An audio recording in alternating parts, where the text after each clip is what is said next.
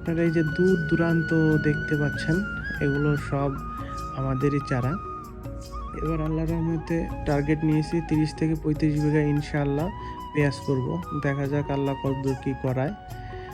আমাদের যে পেঁয়াজের চারা, এই চারাগুলো বিভিন্ন বয়সের আছে। এই যে চারাগুলো দেখতে পাচ্ছেন, এই চারাটা সবার পরে লাগানো।